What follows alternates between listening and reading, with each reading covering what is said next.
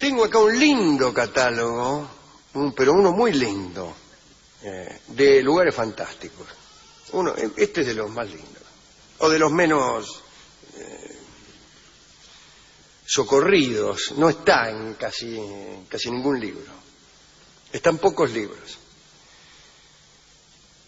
En el Tung Fan Shuo, el libro de las deidades y las maravillas, que es del siglo I antes de Cristo, aparece un lugar llamado Erial del Sudoeste.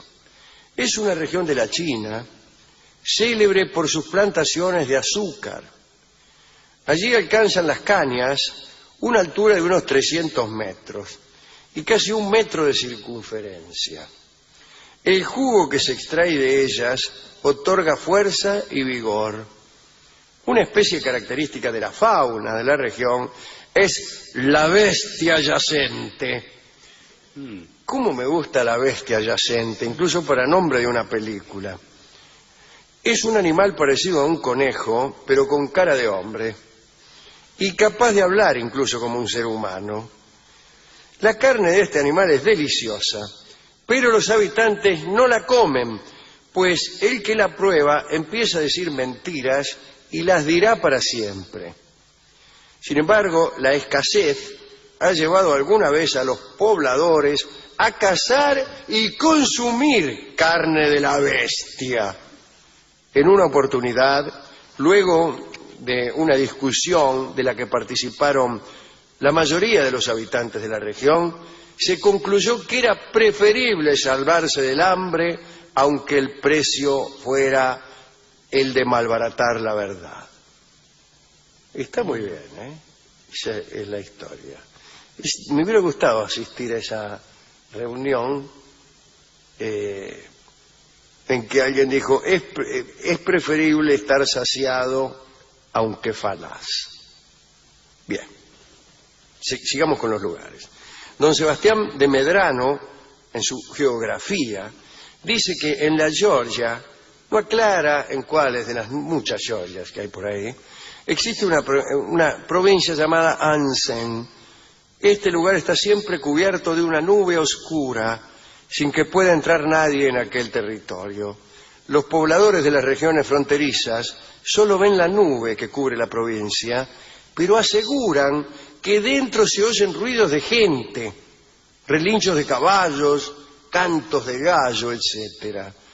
Pero la certeza de que allí vive alguien la trae un río que cruza Ansen y que pasa también por las regiones vecinas. Este río trae con su corriente algunas cosas que arrojan en la provincia brumosa. Me gustó también este lugar, un lugar cuya única noticia es el ruido que se percibe desde fuera y las sobras que el río trae en su corriente. Pero nadie puede entrar. Extraordinario, ¿eh? Panchaya es una isla que Diodoro Século sitúa en el mar Arábico, mejor Arábigo. Solo tiene una característica diferencial. Se trata de una isla perfumada, una isla olorosa. El aroma es tan intenso que marea al visitante y quien pasa largo tiempo allí queda perfumado para todo el viaje. Diodoro explica que la isla era tan fértil en aromas que los viajeros podían olerla a muchos kilómetros de distancia, aún sin verla. No la veían, pero la olían. Una conversación muy frecuente entre los viajeros que se aproximaban a aquella isla era la siguiente. ¿La ves? No la veo, pero la estoy oliendo. Algunos mercaderes viajaban hasta allí para llevarse unas muestras de olor, y fabricar incienso. Pero por el peligro antedicho de quedar impregnados de un hedor imperecedero, se retiraban antes de que los olores vinieran a contaminarlos. En América existieron algunas regiones imaginarias, además del Dorado, en las que se decía que existía una abundancia de riqueza. Poco después de la conquista de México, un religioso llamado Marcos Misa afirmaba que existía un lugar llamado Reino de Cebola que debía guardar las mejores riquezas de América. Al virrey don Antonio de Mendoza se le ocurrió enviar a Francisco Vázquez Coronado para que buscara dicho lugar. Vaya y búsqueme el río Cebola. Dice la crónica que Coronado era un capitán muy valiente, que había participado en las expediciones de Cortés. Y bueno, Coronado salió a buscar el reino con 400 jinetes. En el viaje perdió tiempo, perdió caballos y perdió gente.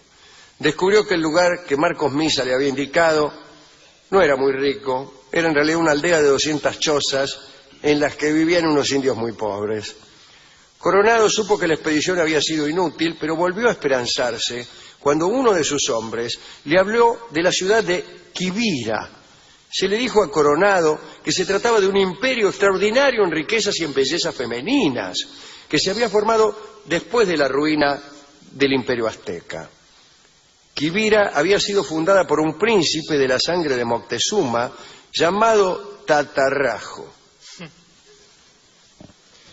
Francisco salió con sus hombres a la búsqueda. Dice la crónica que anduvieron por sendas escabrosas, parajes incultos y campos inhabitables, con 1000 fatigas y fracasos. Coronado y sus expedicionarios no llegaron nunca a ninguna parte. Sin embargo, el hombre no renunció a la búsqueda jamás. La expedición se prolongó, duró años y años. El hecho de no encontrar el reino de Quivira hacía a Coronado dudar de sí, pero no de la existencia del lugar. Y murió en aquella búsqueda, murió de fiebre en un lugar cualquiera. Claudio Eliano vivió entre los siglos II y III y escribió Historia Varia, un libro de donde se ha extraído el siguiente apartado. Leo. Anostus es una isla situada en el norte del Mediterráneo, poco antes de llegar al estrecho de Gibraltar. El estrecho de Gibraltar no está precisamente en el norte del Mediterráneo. Anostus tiene un cielo particular. No hay noches ni días, solo una bruma rojiza tiñe el paisaje. Hay en Anostus 2 ríos, el del placer y el del dolor. Ríos rodeados de árboles venerables. Quienes comen de los frutos de los árboles del río del dolor penan por el resto de sus días.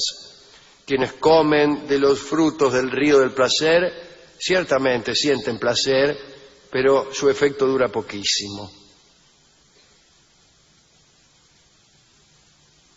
Este es el último lugar fantástico y quizá el que más me gusta, el que menos me gusta. ¿Cómo? No, es que iba por un río y se pasó al otro. Claro. Entonces, de golpe cambio de percepción. Sí, podría ser una isla de ríos duales, el río del placer y el río del dolor, pero también el río de la verdad y el de la mentira, el río del recuerdo y el del olvido, y toda esta hidrografía no haría más que describir nuestro mundo. Es un mundo en donde hay dolores y placeres, memorias y olvidos, tenacidades y rendiciones, etcétera, ¿no? Pero acá hay una cosa inteligente, que es que el río del placer o los frutos de los árboles que están cerca producen efectos perennes. Efectos efímeros, el del placer, claro. Y el del dolor perenne. Pero eso está bien por definición, no es que seamos tan desgraciados que los dolores nos duran mucho y los placeres poco.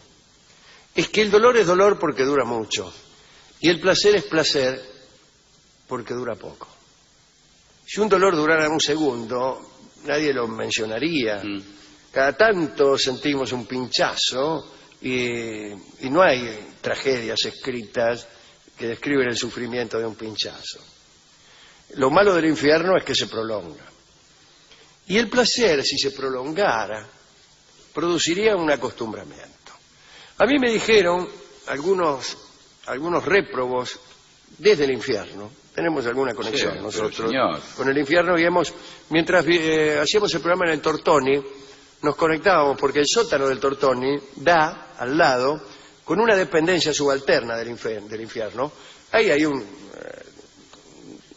lugar, un hornito de morondanga, de lo peor, ¿no? Pero había algunos tipos que cada tanto se asomaban los réprobos, y algunos demonios incluso, y saludaban, ¿qué tal? Y ahí hablando, ¿vio? Con la mano en el bolsillo, decía, y dice, acá con el tiempo te acostumbras, ¿viste? Me dice. Los primeros 1000 años son un poco duros. Pero después ya te estás quemando y te acostumbras. El hombre se acostumbra. Y ahí empieza el infierno. Y ahí empieza el infierno. No, mejor dicho, ahí casi termina el infierno. Pero lo peor es acostumbrarse al placer. Si el placer es tan poco sorpresivo, tan persistente,